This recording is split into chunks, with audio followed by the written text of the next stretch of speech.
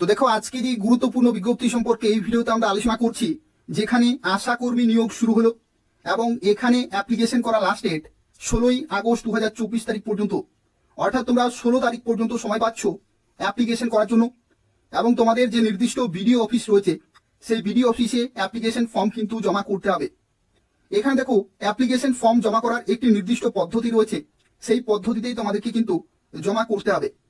যেখানে দেখো, শুরুতেই তোমাদের জানিয়ে রাখি, আবেদনকারীর নিজ হাতে বা কারোর মাধ্যমে বিডিও অফিসে সরাসরি জমা দেওয়া কোনো আবেদনপত্র গৃহীত বা গ্রাহ্য হবে না। অর্থাৎ তুমি কিন্তু সরাসরি বিডিও অফিসে নিজের দ্বারা অথবা কারোর মাধ্যমে জমা করতে পারবে না। অ্যাপ্লিকেশন ফর্ম জমা করার যে পদ্ধতি, সেটা হচ্ছে রেজিস্টার্ড পোস্ট। অর্থাৎ রেজিস্টার্ড পোস্টের মাধ্যমে তোমাদেরকে খামে ভরে নির্দিষ্ট বিডিও অফিসে কিন্তু পাঠাতে হবে। এবং এখানে দেখো, তোমাদের পরীক্ষা কিন্তু হবে 25শে সেপ্টেম্বর 2024 এবং 26শে সেপ্টেম্বর 2024। অর্থাৎ এখানে কোনো রকমের লিখিত পরীক্ষা হবে না, সরাসরি ইন্টারভিউর মাধ্যমে তোমাদের নিয়োগ করা হচ্ছে। এবং তোমাদের ইন্টারভিউ হবে 25শে সেপ্টেম্বর এবং 26শে সেপ্টেম্বর। বিভিন্ন দিনে বিভিন্ন ক্যান্ডিডেটের পরীক্ষা থাকবে, সেই নির্দিষ্ট লোকেশনেও কিন্তু দেওয়া থাকবে। সেই লোকেশনে তোমাদের যেতে হবে এবং সেখানে তোমাদের ইন্টারভিউ হবে। তো দেখো, এখানে শিক্ষাগত যোগ্যতার ক্ষেত্রে তোমাদের জানিয়ে রাখি, এখানে শিক্ষাগত যোগ্যতা যেটা বলা হয়েছে, প্রার্থীকে মাধ্যমিক বা সমতুল্য পরীক্ষায় অবতীর্ণ হতে হবে। মাধ্যমিক বা সমতুল্য পরীক্ষায় অনুত্তীর্ণ প্রার্থীরাও আবেদনকারী হিসাবে বিবেচিত হবেন। অথবা দেখো, এখানে বলা হয়েছে উচ্চতর শিক্ষাগত যোগ্যতার প্রার্থীরাও আবেদনকারী হিসাবে বিবেচিত হবেন। এক্ষেত্রে মাধ্যমিক বা মাধ্যমিক সমতুল্য পরীক্ষায় প্রাপ্ত নম্বরই কিন্তু বিচার করা হবে। অর্থাৎ মাধ্যমিক পরীক্ষায় তুমি কত নম্বর পেয়েছো সেটা কিন্তু প্রথমেই দেখা হবে এবং সেই নম্বরের ভিত্তিতে তোমাদের ইন্টারভিউতে দেখা হবে। এবং যদি তোমরা মাধ্যমিক পাস করে থাকো বা মাধ্যমিকের থেকেও বেশি শিক্ষাগত যোগ্যতা থাকে, উচ্চ মাধ্যমিক, গ্রাজুয়েশন, পোস্ট গ্রাজুয়েশন, তবু তোমরা এখানে অ্যাপ্লিকেশন করতে পারবে এবং মাধ্যমিকে প্রাপ্ত নম্বরে কিন্তু এখানে ধরা হবে এবং সেই নম্বরের বেসিসেই তোমাদের ইন্টারভিউতে ডাকা হবে। এবং ইন্টারভিউতে যদি তুমি কোয়ালিফাই করতে পারো, তাহলে আশাকর্মী পোস্টে চাকরি পেয়ে যাবে।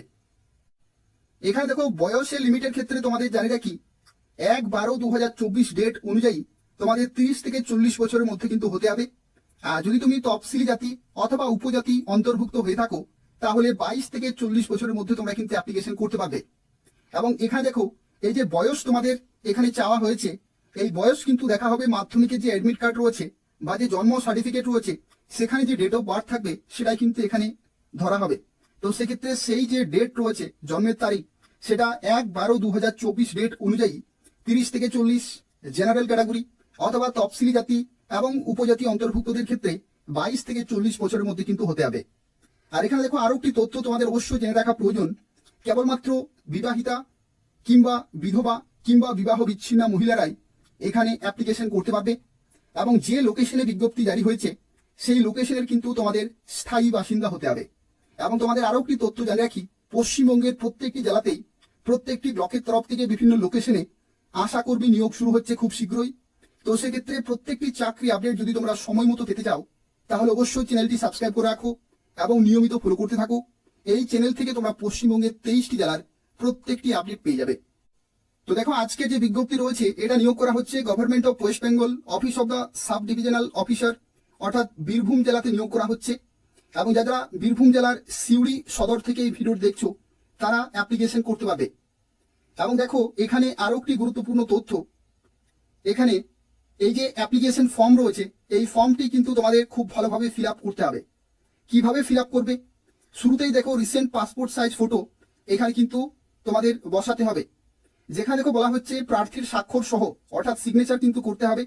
সাম্প্রতিক পাসপোর্ট সাইজ ফটো অথবা আঠা দিয়ে লাগান, পিন বা সেলাই করবেন না, অর্থাৎ পিন অথবা সেলাই কিন্তু করা যাবে না, আঠা দিয়ে কিন্তু আটকাতে হবে। এবং দেখো, এখানে বলা হচ্ছে কোন উপস্বাস্থ্য কেন্দ্রের জন্য আবেদন করছেন সেটা অবশ্যই লিখতে হবে।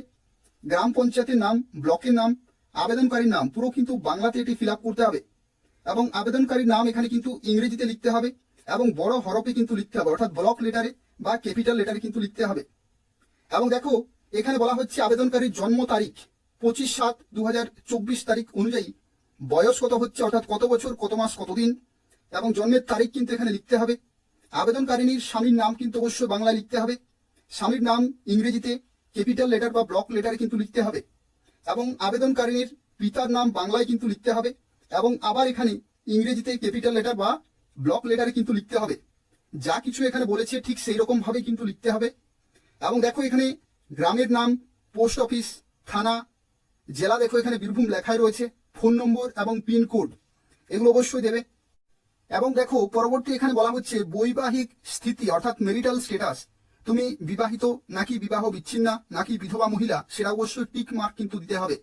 এবং উপস্বাস্থ্য কেন্দ্র বা সাব সেন্টার থেকে হাঁটা পথে বসবাসের ঠিকানার দূরত্ব এখানে কিন্তু কিলোমিটারে লিখতে হবে। এবং তুমি কোন ক্যাটাগরি, জেনারেল নাকি এসসি নাকি এসটি, এগুলো কিন্তু অবশ্যই তোমাদের এখানে লিখতে হচ্ছে, অর্থাৎ টিক মার্ক কিন্তু করতে হবে। এবং দেখো পরবর্তী বলা হচ্ছে জাতিগত শংসাপত্রের নম্বর ও তারিখ। যে জাতিগত শংসাপত্র বা যে তোমাদের কাস্ট সার্টিফিকেট রয়েছে সেটা কিন্তু শংসাপত্রের যে নম্বর রয়েছে সেটা তোমরা পেয়ে যাবে, তারিখ পেয়ে যাবে, এবং রেশন কার্ডের নম্বর কিন্তু এখানে অবশ্যই লিখতে হবে। এবং তার শেষে দেখো সাম্প্রতিক নির্বাচন তালিকা অনুসারে নির্বাচক সচিত্র পরিচয়পত্র নম্বর, অর্থাৎ দেখো এখানে বিধানসভা ক্ষেত্রের নাম ও নম্বর, অংশের নাম ও নম্বর এবং ক্রমিক নম্বর এগুলো কিন্তু তোমরা অবশ্যই লিখবে। এবং তারপরে দেখো মাধ্যমিক বা সমতুল্য পরীক্ষার নাম এবং পরীক্ষার বছর, এবং তার শেষে দেখো দরখাস্তের সঙ্গে নিম্ন বর্ণিত নথিগুলি স্বপ্রত্যয়িত কপি কিন্তু জমা করতে হবে। যেখানে যেগুলি তুমি জমা করবে সেগুলোতে টিক মার্ক, যেগুলি দেবে না সেগুলোতে কিন্তু ক্রস মার্ক দেবে। তো সেক্ষেত্রে দেখো কি কি কাগজ তোমাদের জমা করতে হবে। প্রথমে বলা হচ্ছে জন্ম তারিখের যে প্রমাণস্বরূপ তোমাদের মাধ্যমিকের এডমিট কার্ড অথবা যে বার্থ সার্টিফিকেট রয়েছে সেটা অবশ্যই তোমরা দিয়ে দেবে। এগুলো কিন্তু এসেন্সিয়াল ডকুমেন্ট রয়েছে, এগুলো অবশ্যই তোমরা সাবমিট করবে এবং টিক মার্ক দেবে, না হলে কিন্তু অ্যাপ্লিকেশন ফর্ম রিজেক্টেড হয়ে যাবে। এখানে দেখো পরবর্তী বলা হচ্ছে সংযোজনী 2 এ উল্লিখিত উপস্বাস্থ্য কেন্দ্রের জন্য নির্দিষ্ট সীমাবদ্ধ এলাকা বা গ্রামীণ স্থায়ী বাসিন্দার প্রমাণস্বরূপ ভোটার কার্ড বা রেশন কার্ড কিন্তু অবশ্যই এখানে তোমাদের অ্যাটাচ করতে হচ্ছে। উপযুক্ত কর্তৃপক্ষের দেওয়া জাতিগত প্রমাণপত্র অর্থাৎ তফসিলি জাতি না উপজাতির জন্য সংরক্ষিত কেন্দ্রের জন্য প্রযোজ্য, অর্থাৎ তোমাদের যে কাস্ট সার্টিফিকেট রয়েছে সেটা কিন্তু এখানে বলা হয়েছে। এবং মাধ্যমিক বা সমতুল্য পরীক্ষা মার্কশিট এগুলো প্রত্যেকটি কিন্তু তোমাদের অ্যাপ্লিকেশন ফর্মের সাথে কিন্তু অ্যাটাচ করতে হবে। এগুলো প্রত্যেকটি টিক মার্ক দিয়ে যা কিছু কাগজ চেয়েছে প্রত্যেকটি কিন্তু অ্যাপ্লিকেশন ফর্মের সাথে জমা করবে। এবং শেষে দেখো বলা হচ্ছে তারিখ এবং আবেদনকারীর পূর্ণ স্বাক্ষর কিন্তু অবশ্যই তোমাদের করতে হচ্ছে। আর এখানে দেখো সব শেষে বলা হয়েছে কোন কোন লোকেশন থেকে আশা কর্মী নিয়োগ করা হচ্ছে, অর্থাৎ সিউড়ি সাব ডিভিশনের তরফ থেকে বিভিন্ন দেখো ব্লক রয়েছে, এই সমস্ত বিভিন্ন ব্লকের তরফ থেকে নিয়োগ করা হচ্ছে। এবং কোন কোন গ্রাম পঞ্চায়েত থেকে তোমরা অ্যাপ্লিকেশন করতে পারবে। এবং তার সাথে দেখো সাব সেন্টারগুলো এখানে কিন্তু দেওয়া রয়েছে, ভ্যাকেন্সি দেওয়া রয়েছে, এবং কোন গ্রামের তরফ থেকে তোমরা অ্যাপ্লিকেশন করতে পারবে সেই গ্রামগুলো দেওয়া রয়েছে, এবং কোন ক্যাটাগরি সেই ক্যাটাগরিগুলো কিন্তু দেওয়া রয়েছে। এখানে দেখো বিভিন্ন জায়গাতে এসসি রয়েছে, আবার কিছু কিছু জায়গাতে কিন্তু এনএ রয়েছে, অর্থাৎ এখানে প্রত্যেকে অ্যাপ্লিকেশন করতে পারবে এনএ ক্যাটাগরির ক্ষেত্রে। এবং এখানে দেখো বিভিন্ন ব্লক কিন্তু রয়েছে, ব্লকগুলো তোমরা দেখে নেবে এবং নিজেদের গ্রামগুলো এখানে কিন্তু দেখে নেবে। এই সমস্ত গ্রামে যদি তুমি বাসিন্দা হয়ে থাকো তাহলে অবশ্যই অ্যাপ্লিকেশন করতে পারবে। দেখো এখানে মোহাম্মদ বাজার থেকে শুরু করে সিউড়ি 1 রয়েছে, এই সমস্ত বিভিন্ন ব্লকের তরফ থেকে গ্রামগুলো তোমরা কিন্তু দেখে নেবে। এই সমস্ত গ্রাম থেকে তোমরা অ্যাপ্লিকেশন করতে পারবে। এছাড়াও দেখো আরো বিভিন্ন গ্রাম কিন্তু রয়েছে, যেখানে সিউড়ি 1 এবং সাঁইথিয়া রয়েছে, এখানে দেখো বিভিন্ন গ্রাম রয়েছে। এই সমস্ত গ্রামে যদি তুমি বাসিন্দা হয়ে থাকো এবং দেখো এসটি এসসি এবং এনএ রয়েছে, অর্থাৎ এখানে জেনারেল ক্যাটাগরিও কিন্তু অ্যাপ্লিকেশন করতে পারবে। তো সেক্ষেত্রে বিভিন্ন ক্যাটাগরিতে তোমরা কিন্তু অ্যাপ্লিকেশন করতে পারবে নির্দিষ্ট গ্রামের তরফ থেকে। তো সেক্ষেত্রে দেখো বিভিন্ন গ্রামের তরফ থেকে তোমরা কিন্তু অ্যাপ্লিকেশন করতে পারবে, অর্থাৎ টোটাল এখানে 29 জনকে নিয়োগ করা হচ্ছে। এবং এই যে 29 জনকে নিয়োগ করা হচ্ছে আশা কর্মী পোস্টে, এগুলো হচ্ছে সিউড়ি সাব ডিভিশনের বিভিন্ন গ্রামের তরফ থেকে তোমরা কিন্তু অ্যাপ্লিকেশন করতে পারবে। এবং যদি তুমি অন্যান্য জায়গা থেকে দেখছো, অর্থাৎ বিভিন্ন সাব ডিভিশন বীরভূম জেলাতে রয়েছে, অথবা যদি তুমি পশ্চিমবঙ্গের অন্যান্য জেলা থেকে দেখছো, তাহলেও জানি রাখি খুব শীঘ্রই বিভিন্ন জায়গাতে কিন্তু অ্যাপ্লিকেশন শুরু হয়ে যাবে। অর্থাৎ প্রত্যেকটি লোকেশন থেকে তোমরা কিন্তু অ্যাপ্লিকেশন করতে পারবে। ঠিক যেরকম ভাবে আইসিডিএস নিয়োগ শুরু হচ্ছে বিভিন্ন জেলাতে, সেই রকম ভাবে আশা কর্মী নিয়োগও কিন্তু বিভিন্ন লোকেশনের তরফ থেকে শুরু হয়ে যাবে খুব শীঘ্রই।